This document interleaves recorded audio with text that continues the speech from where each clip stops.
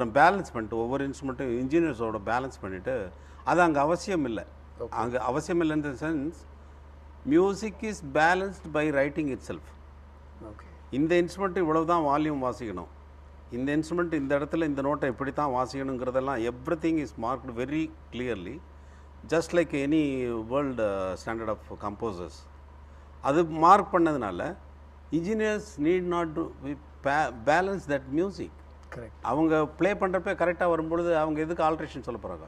Only they checked up the mics, only அந்த mic positions சரியாக இருக்காங்கிறதுக்கு மட்டுமே செக் பண்ணிட்டாங்க. The woodwinds, strings or percussions or harp or piano whatever the instrument comes, அந்த மைக்கு positions மட்டும் check பண்ணுறதுக்கு. And cross pickup, இந்த instrument வந்து அந்த மைக்கில் பிக்கப் ஆச்சுன்னா ஓவர்லாப் ஆகிட்டு சவுண்ட் கிளாரிட்டி இருக்காது.